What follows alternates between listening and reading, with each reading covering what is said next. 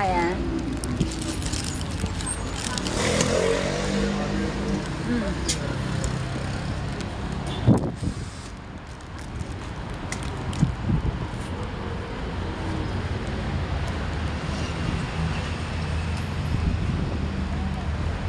Malamig ang panahon, and then naghintay tayo ng bus papunta sa part-time, guys. Ayan, oh. Kumakain tayo ng pulurales kasi wala na tayong time.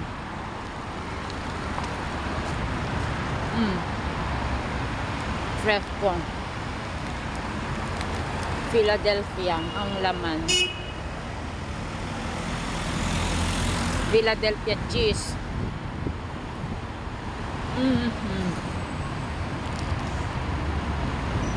May part-time ako ng at 10 o'clock, guys. Kaso nga lang, kataon na may dumating na technician sa bahay ko. At may gagawin. Dahil nga, laging hindi nila ako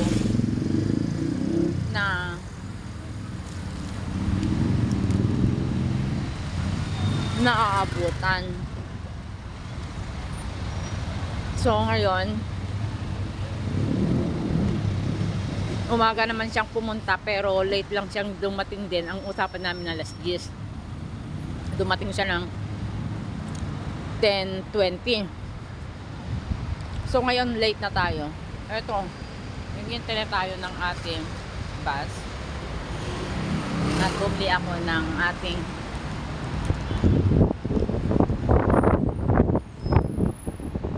makakain para maging okay na tayo pagdating sa trabaho. Ayan po. Hinihintay ko ang bus na 5:50 or A7 papuntang Tipisya.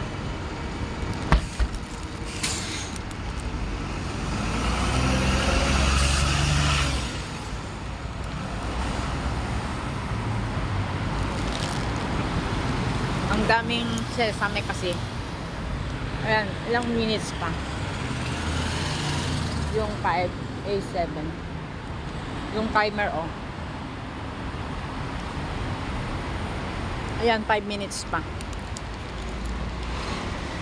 5 minutes pa, guys.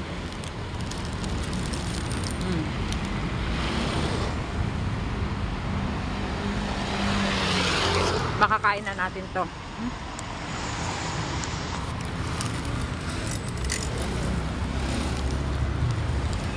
Pag tayo, ano na, makakasakay na.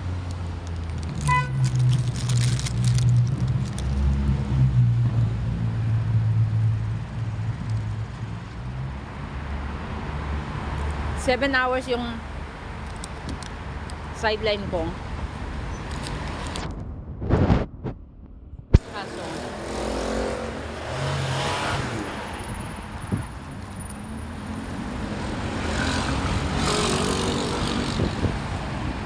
matatapos na sana tayo ng mga alas 5.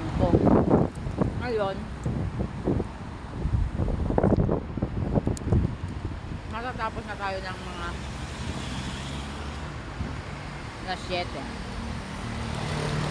Anong oras na?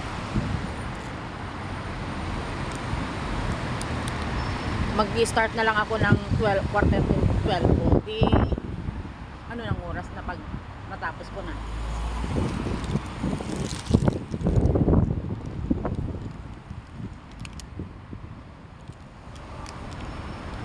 Tapos sobra pang lamig.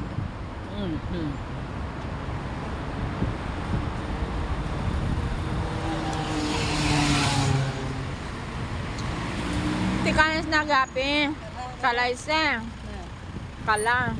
Sakay mo. Naglamis na ron. Uri siya mapanapartan ko. Layam nalad ako. Nakon.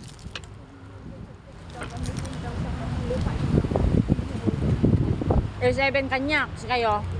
Number 10, awang pa nila. Number 10? Ayan, 10.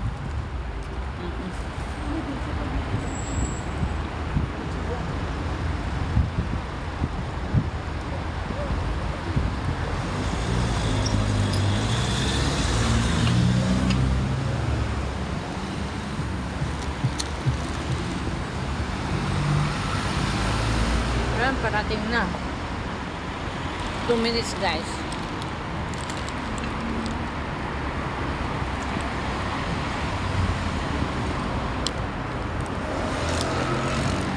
Linulok na lang natin para madalian natin.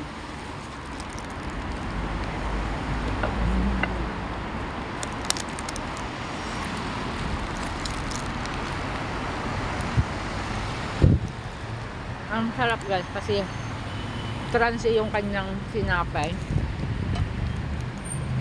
Tapos pati yung mga sesame seeds niya. Andiyan na yung ating bus.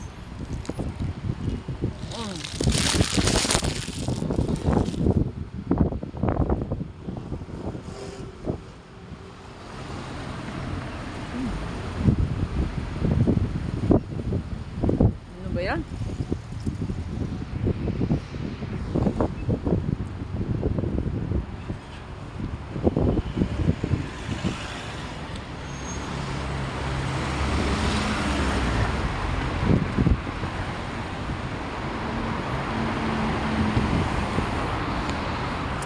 See you then, guys. I love you all. Fatima Love Travel.